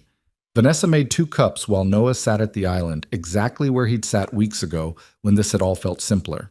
"I owe you an apology," Vanessa said, handing him a mug. "For what?" "For running away yesterday. For acting like you'd done something wrong when you were just being honest. You were scared. I get it." "That doesn't make it okay." Noah took a sip of coffee. "So what do you want to do about it?" "I don't know. That's the truth. I don't know how to do this." "Do what?" "Whatever this is, between us." "What do you think it is?" Vanessa sat down across from him. "I think we're friends who might want to be more than friends, but can't because of a dozen different reasons that all make perfect sense on paper." "And off paper?" "Off paper, I think I'm tired of being scared. I think I'm tired of letting rules decide how I live my life. I think—" She stopped. "I think I care about you. More than I should. More than is smart." Noah set down his mug. "Vanessa, let me finish. Please." He nodded. "I don't know how to do this without screwing it up. I don't know how to be your boss and your friend, and maybe something more all at the same time. I don't know how to protect the company and protect this and protect Chloe and protect myself. Her voice broke. "I just know that I don't want to lose you, either of you." Noah came around the island and sat next to her. "You're not going to lose us," he said quietly. "Emma asks about you every day, about when we're going to see you again, about whether you're coming to her next school thing. You're in her life now, whether you mean to be or not." "And you?" "Me too. You're in my life, and I don't want that to change." They sat there in silence for a moment. Then Vanessa said, "I talked to HR yesterday, hypothetically, about what would happen if 2 employees started dating." Noah looked at her. And technically, as long as we disclose it and there's no direct reporting relationship, it's allowed. You report to David, not to me. So technically, we're in the clear. Technically. Is this you asking me out? I don't know, maybe. Is this you saying yes? Noah smiled. I don't know, maybe. Vanessa felt herself smile back. We're really bad at this. The worst. So what do? I think we take it slow. We figure it out as we go. We don't tell the girls anything until we're sure. We keep it professional at work. And we see what happens. That's a terrible plan. You have a better one? No. Then I guess we're going with the terrible plan. Vanessa laughed. It came out shaky and relieved and slightly hysterical. Noah reached over and took her hand. We're going to screw this up, she said. Probably. Multiple times. Almost definitely. But we're doing it anyway. Yeah, we are. They sat there holding hands across the kitchen island while the evening light faded outside and the house settled into quiet around them. And for the first time in longer than Vanessa could remember, she felt like maybe everything was going to be okay. Not perfect, not smooth, not according to any plan she'd ever made. But okay. And maybe okay was enough. They didn't tell the girls for 3 weeks. Not because they were hiding exactly, but because Vanessa insisted they needed to be sure. Needed to know this was something real before they brought Emma and Chloe into it. They're already planning our wedding, Noah said one evening in early December. They were sitting in his apartment, a modest 2-bedroom that Emma had covered in drawings and school projects. How much more sure can we be? That's them planning, not us living it. Fair point. But the truth was, Vanessa was stalling. Not because she didn't want this, but because wanting it terrified her. Every time something good happened in her life, it seemed to fall apart. Her marriage, her relationship with her father before he died. Even the company felt like it was always one mistake away from collapse. And this thing with Noah felt too good, too easy, which meant it was probably going to end badly. She was in her office the following Monday when Marcus knocked on her door. "We have a problem," he said. Vanessa looked up from her computer. "What kind of problem?" "The kind where someone leaked to the board that you're dating an employee." Her stomach dropped. "Who?" "Does it matter? Robert Finch called me this morning. He wants to meet with you. Tomorrow." Robert Finch, the board chair. The man who'd worked with her grandfather for 40 years and barely tolerated Vanessa's leadership style. What does he want? To talk about conflicts of interest and corporate governance. His words, not mine. Vanessa leaned back in her chair. This is bad. It's not great, but it's also not the end of the world. You didn't violate any policies. Noah doesn't report to you directly. You disclosed the relationship to HR. I disclosed it hypothetically. What? I never actually filed the paperwork. I just asked what the policy was. Marcus closed his eyes. Vanessa, I know. File it. Today. Right now. Before that meeting tomorrow. It's going to look like I'm covering my tracks. You are covering your tracks, but better late than never. After Marcus left, Vanessa called Noah. We have a problem, she said. I heard. David got a call from HR asking about our working relationship. I need to file disclosure paperwork, which means this becomes official, on record. Okay. You're not worried? About what? We didn't do anything wrong. We didn't follow protocol. So we follow it now. Better late than never, right? Vanessa wanted his calm, his certainty. But all she felt was panic. What if they make me choose, she said quietly. The board. What if they say it's you or the company? Noah was silent for a moment. Then you choose the company. What? Vanessa, you've spent your entire life building this. I'm not going to be the reason you lose it. That's not fair. Life's not fair. But if it comes down to it, you choose what matters most. You matter. So does your legacy. So does everything your grandfather built. So does proving to yourself that you can do this. Vanessa felt tears prick her eyes. I hate that you're being reasonable about this. One of us has to be. She filed the paperwork that afternoon. Relationship disclosure form. Dated it honestly, showing they'd been seeing each other for 3 weeks. Added a note explaining the delay and apologizing for not filing sooner. Then she sent it to HR and waited. The response came back in 2 hours. A meeting request for the following morning. 9 a.m., conference room A. Her, Robert Finch, and the head of HR. She didn't sleep that night. The next morning, Vanessa arrived at the office at 7. She'd worn her most severe suit, hair pulled back tight, game face on. Robert Finch was already waiting in the conference room when she arrived at 9. 72 years old, silver hair, expression that gave away nothing. Vanessa, he said. Sit down. She sat. The head of HR, a woman named Patricia, whom Vanessa had always liked, sat at the other end of the table. I'll get right to it, Robert said. It's been brought to our attention that you're in a romantic relationship with Noah Carter, an employee of this company. Yes. I filed disclosure paperwork yesterday. After someone informed the board. Not before. I should have filed sooner. That was a mistake. It was more than a mistake, Vanessa. It was a violation of the trust this board has placed in you. Vanessa felt her jaw tighten. With respect, I didn't violate any policies. I checked with HR before anything happened. Noah doesn't report to me. There's no direct conflict of interest. The conflict isn't about reporting structures. It's about perception. You gave this man a job he wasn't qualified for. He absolutely was qualified. You gave him preferential treatment, a corner office, flexible schedule, and now we find out you're dating him. How do you think that looks? It looks like I hired someone with extensive safety and emergency response experience for a safety position. Someone who's exceeded every expectation since he started. Someone you were personally involved with. We weren't involved when I hired him. That came later. Robert leaned back in his chair. Here's my concern, Vanessa. Your grandfather built this company on integrity, on the principle that we do the right thing even when it's hard, even when it costs us something. And right now, it looks like you're putting your personal life ahead of the company's reputation. That's not what's happening. Then explain to me what is happening. Vanessa took a breath. She could lie, could minimize, could make this sound like a casual thing that didn't matter. But she was tired of lying. I care about him, she said. I care about Noah and his daughter. They've become important to me and to Chloe. And yes, maybe the timing wasn't perfect. Maybe I should have been more careful about how it looked. But I didn't do anything wrong. I hired the right person for the job. I disclosed the relationship. I've been transparent about everything. Eventually. Yes, eventually. Because I'm human and I make mistakes. But I'm also good at my job. This company is thriving under my leadership. Revenue is up. Employee satisfaction is up. We're outperforming every projection you gave me when I took over.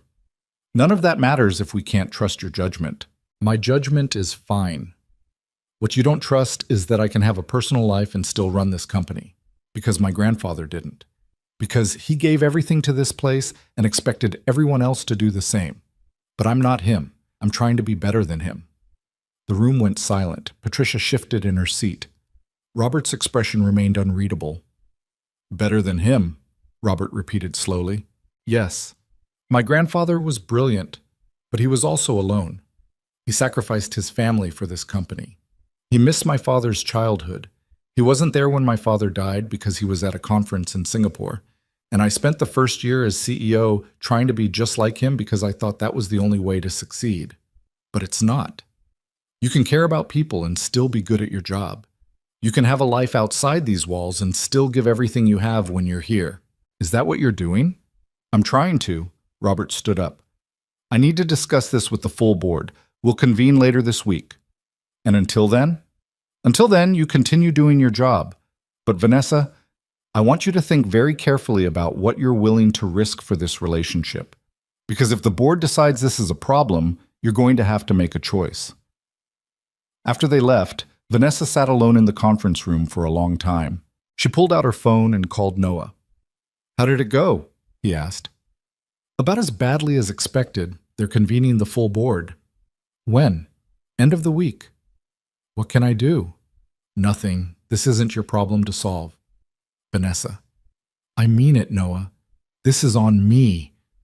She hung up before he could argue. That night, she sat Chloe down at the kitchen table. Remember how you asked if Noah and I were friends? Vanessa said. Chloe looked up from her homework. Yeah? We're more than friends now. We're dating. Chloe's face split into a grin. Really? Really? But it's complicated because he works for me, and some people think that's a problem. Why? Because sometimes when people are in charge, they have to be extra careful about being fair to everyone. And some people think I'm not being fair because I care about Noah. But you are being fair. I think so, but not everyone agrees. Chloe thought about that. Are you in trouble? Maybe. I don't know yet. Can I still see Emma? Of course. No matter what happens with the grown-up stuff, you and Emma are friends. That doesn't change. Good. Because we have plans. What kind of plans? Secret plans. Vanessa smiled despite everything. Of course you do. The board meeting was scheduled for Friday afternoon. Vanessa spent the week preparing, building her case, documenting Noah's performance, gathering evidence that she'd acted appropriately. Thursday night, Noah showed up at her door. You shouldn't be here, Vanessa said. Probably not. Can I come in anyway? She let him in. They sat in the living room while Chloe did homework upstairs.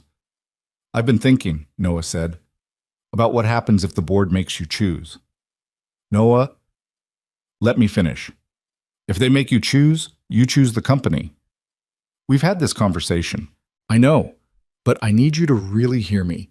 You've worked too hard to let this destroy everything. And Emma and I will be fine. We were fine before you, and we'll be fine after. Is that what you want? To be fine? No. I want to be with you, but not at the cost of everything you've built. Vanessa felt something crack in her chest. What if I don't want to choose? Then we figure out another way.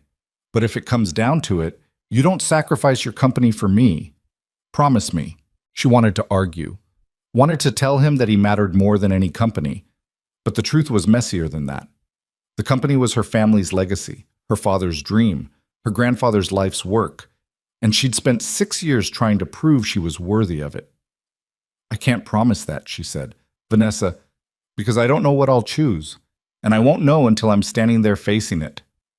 They sat in silence for a while. Then Noah said, "Emma wants to give you something for good luck tomorrow."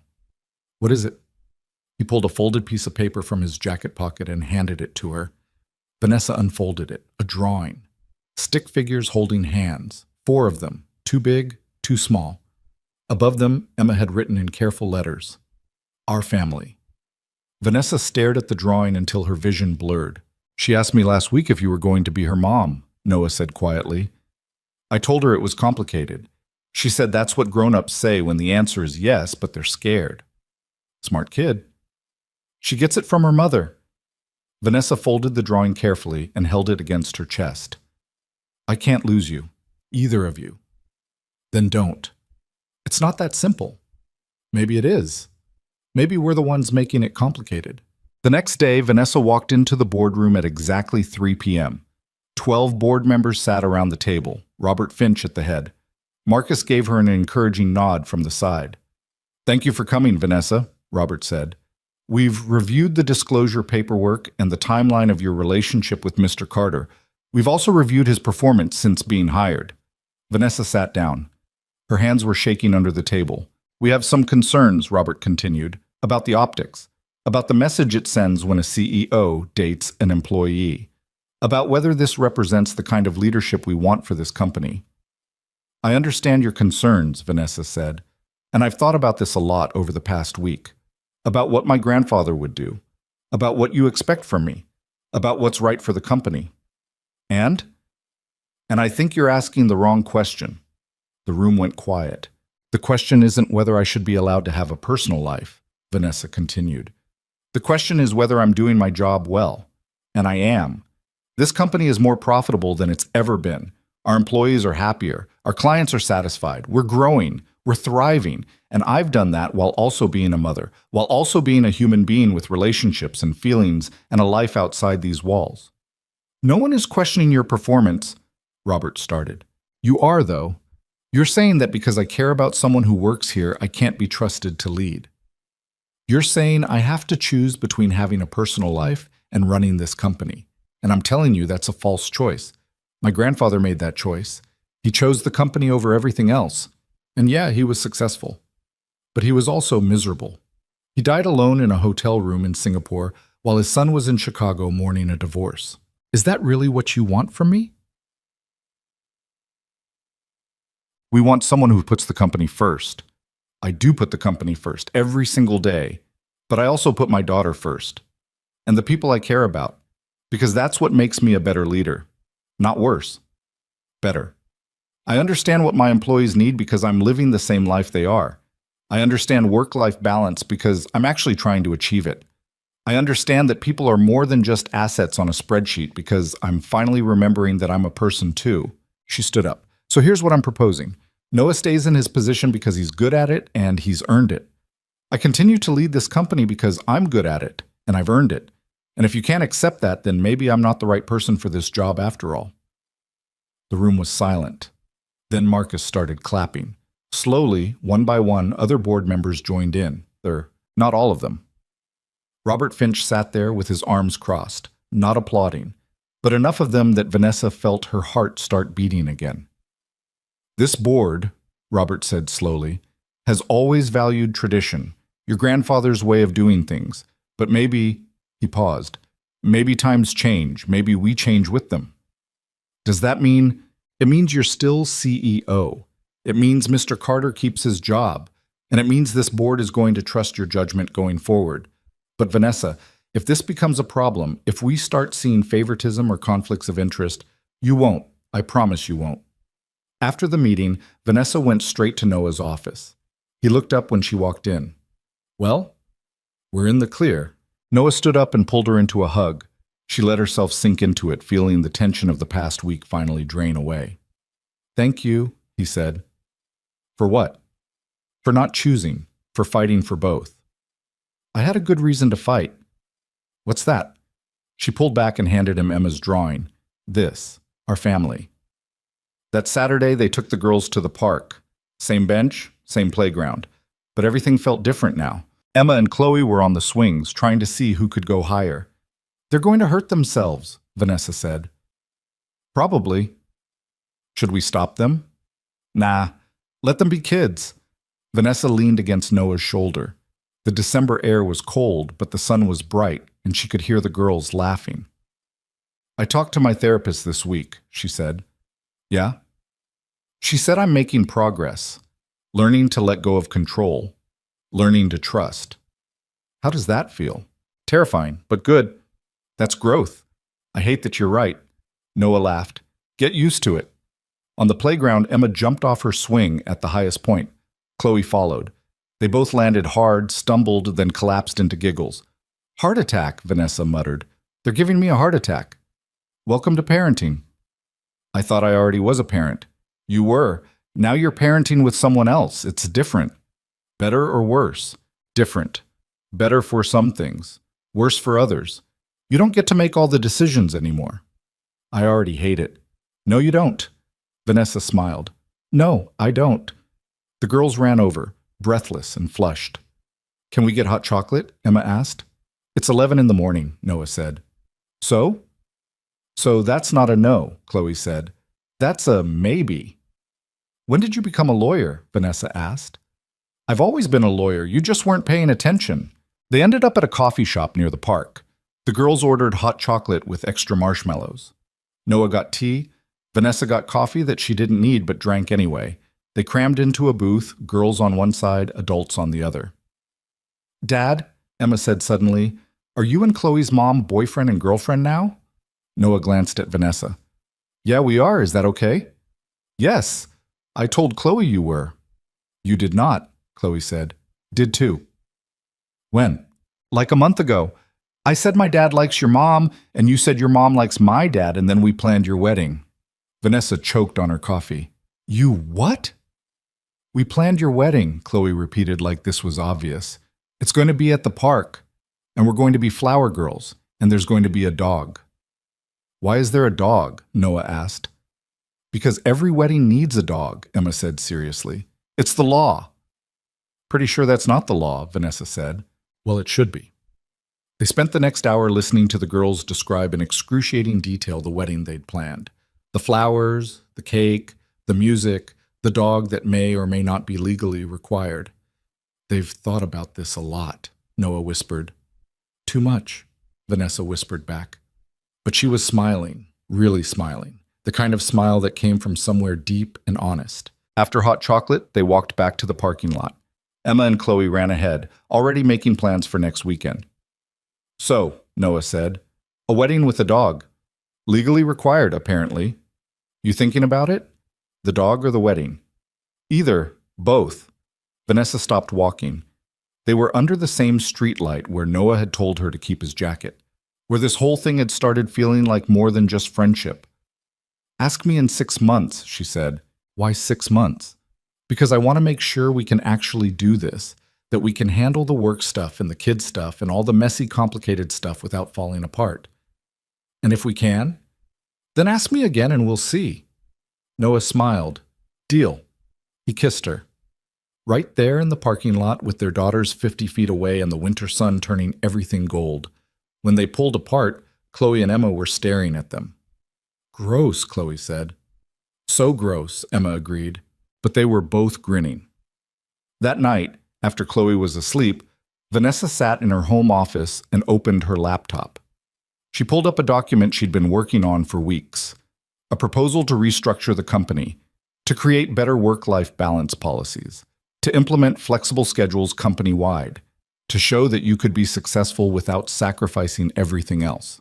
She'd been scared to present it, scared the board would see it as weakness. But after Friday's meeting, she wasn't scared anymore. She revised the proposal, strengthened it, added data and case studies and projections showing how these changes would actually improve productivity and retention. Then she scheduled a presentation for the next board meeting. Her phone buzzed. A text from Noah. Emma's asleep. Thank you for today. Thank you for the heart attack when she jumped off the swing. They both jumped. Equal heart attacks. Fair point. Same time next week? Wouldn't miss it. Vanessa set the phone down and looked around her office. At the walls she'd built. At the life she'd constructed based on rules and control and the fear of being vulnerable. Slowly, those walls were coming down. Not easily. Not smoothly. Not according to any plan. But they were coming down. And what was left underneath wasn't what she'd expected. It wasn't perfect or polished or the carefully constructed image she'd spent years building. It was just her, messy and complicated and trying her best. A woman who'd learned that sometimes the people you fire turn out to be the people you need most.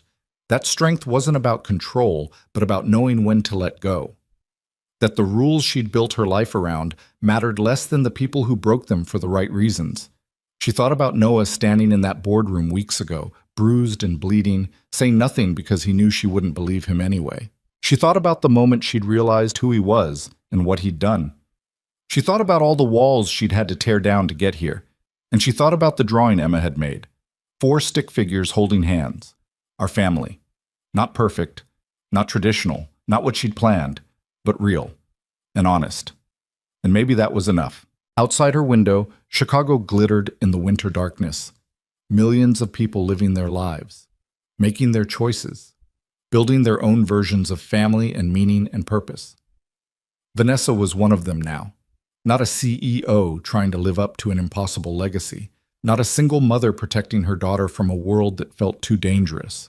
Not someone so afraid of making mistakes that she stopped seeing people as human.